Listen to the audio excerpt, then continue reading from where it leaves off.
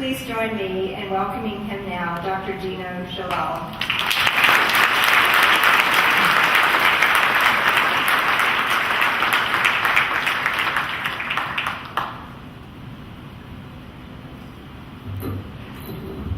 Thank you very much, Melody, for that very kind introduction. Assalamualaikum warahmatullahi wabarakatuh. My good friend Pak Hatta Rajasa dan Ibu Oko, dear friends, I'm sorry if you see me walking and limping a little bit, and there's a very good reason. And the reason is that 2 days ago I had the pleasure to be the first Indonesian ambassador to ever run in and complete the New York Marathon.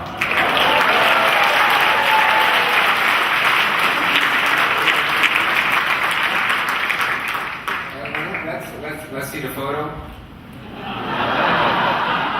You know, it's a bit painful, and apparently when my wife and kids told me, "Dad, you could do it," they were only kidding. I didn't know that. And the thing that is unflattering about this photo is you see no one's running behind me, which means I'm actually finishing in the top, the last 1% of the race. But there was one guy who inspired me. There was one guy who raced with me the whole time. You know, I did it in about 7 hours, 6 hours and 50 minutes. This one guy raced ahead of me, and then I caught up with him, and he caught up with me, and he was just slightly older than me. Let's show a photo of him.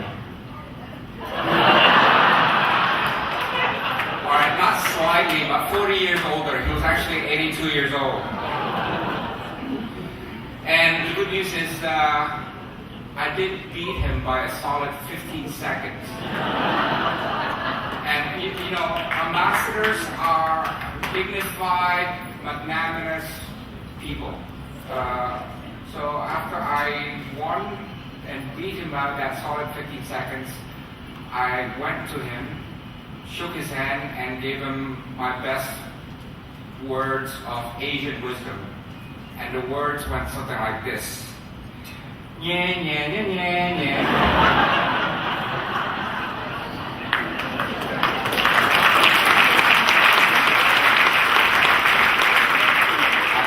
I was just kidding. I actually went to him and congratulated him for that, his spirit that inspired me. And yes, I did it only after my wife told me to do so. Anyways, we're not here to talk about Indonesia, we're here to talk about me. Actually, it's the other way around. We're here to talk about Indonesia, not to talk about me. We're here to celebrate Indonesia. And why?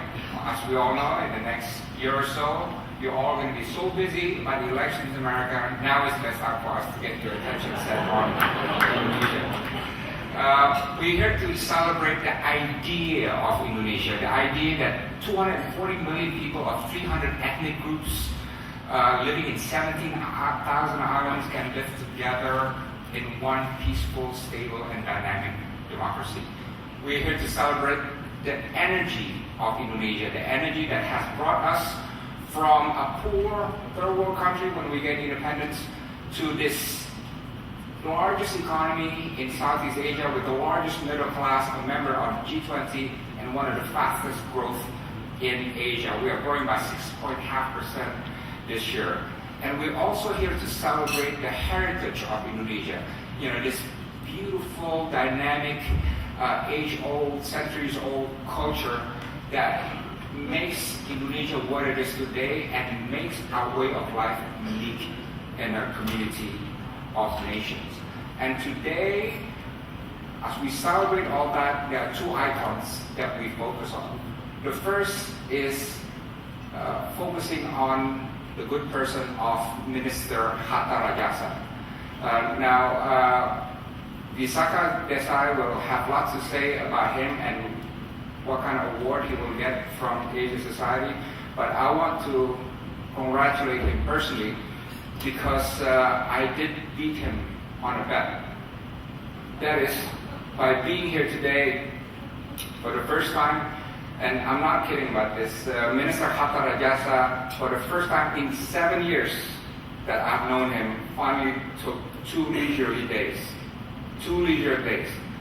Of all the years I've known him, the last 7 years, we kept joking to one another, half seriously, half jokingly. Who's going to take the first vacation? And of course, we were all too busy working for the nation in the last 7 years to take even 1 day of vacation. And fortunately, since I've been appointed ambassador of Indonesia to the United States a year ago, I've been to Disneyland, Disney World, to Universal, to Yellowstone River. I've gone to Times Square. I've gone skiing, horseback riding, while Minister Hatta has gone from his office to his office, to his office, and to his office, until today, where he has 2 days in San Francisco. So congratulations, and for that dedication, and for your integrity, for your excellence, and for your service, you truly deserve the Public Policy Award that you are getting from Asian Society today.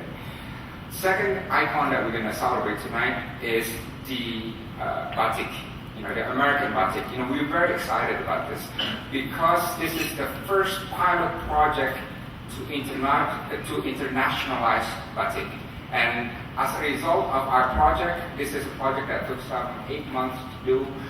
We are going to have an American Batik, an American style Batik. And I've seen the submissions. They almost make me want to cry because they're so beautiful. You can feel the passion and the spirit in these Batik submissions. And I hope that after this American Batik, there will be more American Batiks coming out. And beyond this, I hope that there will be even Russian Batik, Chinese Batik, Latin Batik, Arabic Batik, and so on, African Batik, and so on, and so on.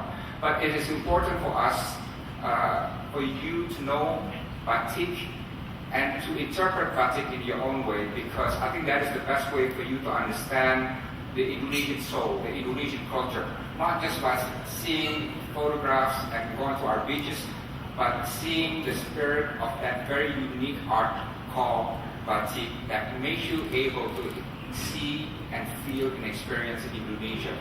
Just like Indonesians have been able to feel America through shows like Keeping Up with the Kardashians and Real Housewives of Beverly Hills.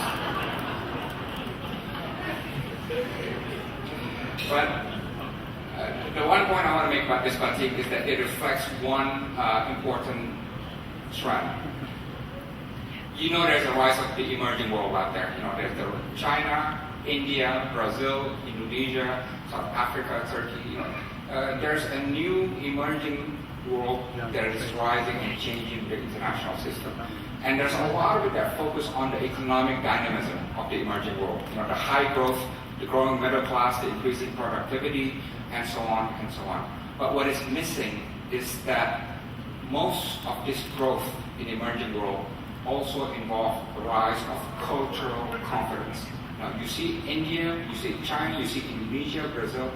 In all these countries, there is a rediscovery and new confidence in culture, so that they see their culture as turning something old into something new, turning something traditional into something modern, right? And this cultural confidence shapes their overall confidence in redefining their position in the new world. And I think, and this is what I tell my friends in Washington, this is the next big challenge for America. How do you engage the emerging world?